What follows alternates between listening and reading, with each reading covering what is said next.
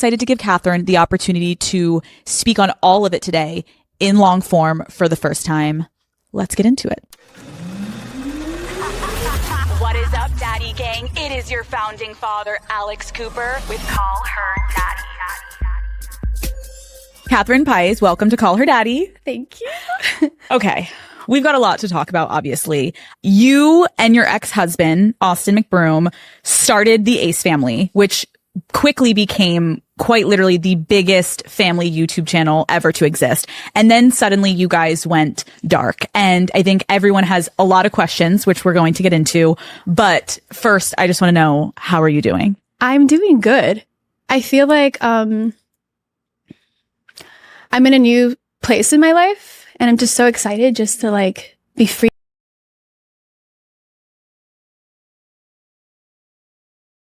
You're even talking and you're like, really? Oh, this looks terrible. I was like, what?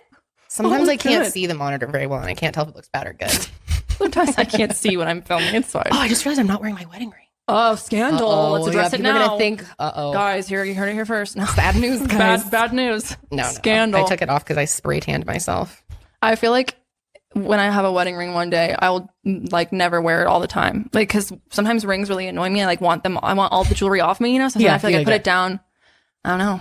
Yeah, that's kind of how it is. Like with my nose ring, sometimes I'm like, because I don't normally take it off, but I took it off for the first time and put a new one in for like the first time in years. Cute. Thanks. I wanted a new vibe. I was sick of the silver. It looks really good. Yeah, it felt like good to have it out for a day. I just had a regular nose. I could like wipe my nose. Yes. It was wild and it wasn't sharp and cutting inside. Yeah, no, that's always a great feeling. But anyways, hello, welcome.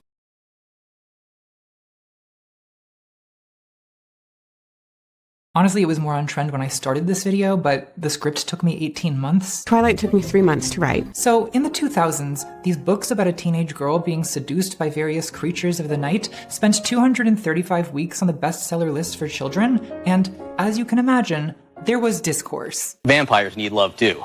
That is World News for this Sunday. I'm John Berman. For all of us at ABC News, thanks for watching. Good night. Twilight's one of those pop culture phenomena from the 2000s that was intensely loved and then intensely hated, and then 10 years later it got reevaluated and everyone's like, do we really need to hate this thing so much? You know, like gay people or 9/11. Some critics have suggested that Twilight was hated so much because of misogyny. And that's definitely true. You know, people love to hate whatever teenage girls are into. I remember when Twilight came out, boys really hated that Stephenie Meyer had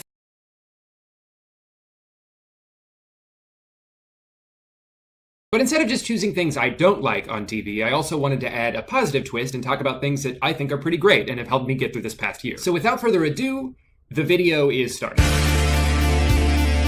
So admittedly, I'm kind of mad at Hulu right now because their whole thing is Hulu has live sports, and they don't. That's like their #1 slogan, and it's a lie. Hulu doesn't just have live sports, it's a lifestyle. But you know what? I can forgive them because they have some pretty damn good shows on here. Malcolm in the Middle, Nathan For You, The Eric Andre Show, Hey Arnold, House Hunters International. What's not to like? But when you look at Hulu original series, without a doubt, the best show on here is Pen 15. With such an oversaturation of content these days, it's not very often you can say that a show does something you've never seen before, and Pen 15 does something I've never seen before. The gimmick in the show is that the two main characters are played by the adult versions of themselves, but the characters are middle school girls. So you have these two 30-year-old women acting out scenes from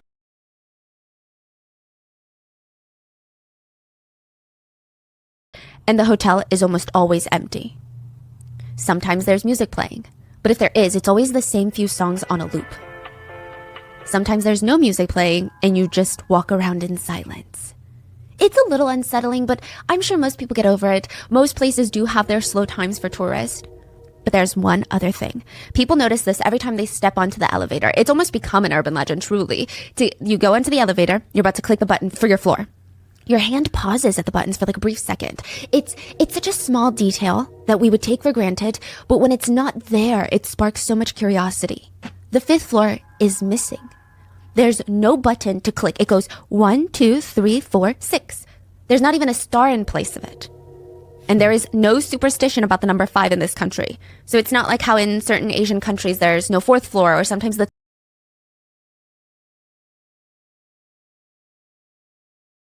Did you say sorry to a black person today? Get your Venmo out right now. Cash App every black person in here $5. Get you through the rest of the show. We're gonna get these reparations one way or another, okay? I'm sorry it took so long. I just got here, all right? Y'all gotta learn how to take Bitcoin or something, but we're gonna figure it out. Ugh, white people have been so sorry in 2021, haven't they? Oh my God. It's been my favorite show to watch. Just white people trying to out-woke each other in front of black people. Because it'll always start reasonable and then just gradually get out of hand. Like white person number one will start low. Like, well, you know, I voted for Obama 2 times in a row. You're like, all right, solid politics, okay. Now white person number 2 has to top Obama, so he's like, that's crazy, I was just talking about how Jesus was black. You're like, yeah, well, walked on water, probably couldn't swim.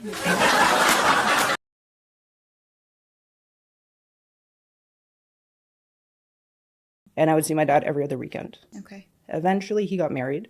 And my stepmom has always been amazing. She's always been very kind. Her family has always been very kind to me.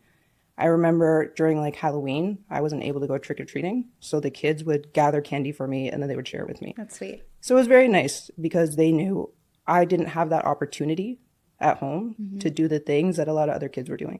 So when you were at your mom's, what was life like there in comparison? It was very regimented. Okay. So I would go to school 5 days a week, plus those meetings, plus the service arrangement, plus only association with Jehovah's Witnesses. Wow. Within the congregation. So there was no after school, I can go and hang out with my friends. It was a very small congregation too, because it was in a small town. But you went to a normal public school? Yes. Okay, got it. So Jehovah's Witnesses don't have like a separate schooling system. They're still integrated in.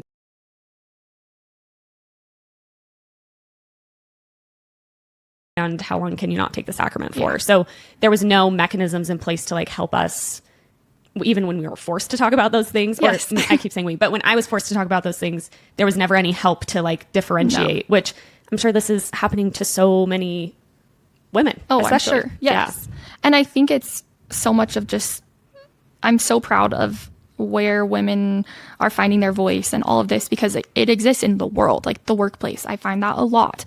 And so much of part of me coming on and talking is using that voice, because it's like, yeah, this sucks. But if you are going through those things, then we should at least be able to know who to confide in. Yeah. And I think that's what I found post my marriage is an awesome support system, like a best friend that I can tell literally anything and everything to.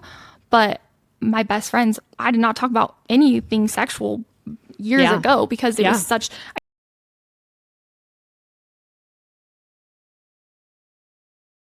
Did you say sorry to a black person today? Get your Venmo out right now. Cash App every black person in here. $5 gets you through the rest of the show. We're going to get these reparations one way or another, okay? I'm sorry it took so long. I just got here, all right? Y'all got to learn how to take Bitcoin or something, but we're gonna figure it out. Ugh, white people have been so sorry in 2021, haven't they? Oh, my God. It's been my favorite show to watch. Just white people trying to out-woke each other in front of black people. Because it'll always start reasonable and then just gradually get out of hand. Like white person number 1 will start low. Like, well, you know, I voted for Obama 2 times in a row. You're like, all right, solid politics, okay. Now white person number 2 has to top Obama, so he's like, that's crazy, I was just talking about how Jesus was black. You're like, yeah, well, walked on water, probably couldn't swim.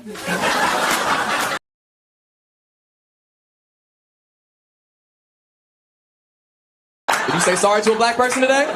Get your Venmo out right now. Cash App every black person in here. $5 gets you through the rest of the show. We're going to get these reparations one way or another, okay? I'm sorry it took so long. I just got here, all right? Y'all got to learn how to take Bitcoin or something, but we're gonna figure it out.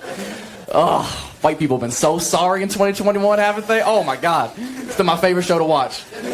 Just white people trying to out-woke each other in front of black people. Because it'll always start reasonable and then just gradually get out of hand. Like white person number 1 will start low. Like, well, you know, I voted for Obama 2 times in a row. You're like, all right, solid politics, okay. Now white person number 2 has to top Obama, so he's like, that's crazy, I was just talking about how Jesus was black. You're like, yeah, well, walked on water, probably couldn't swim.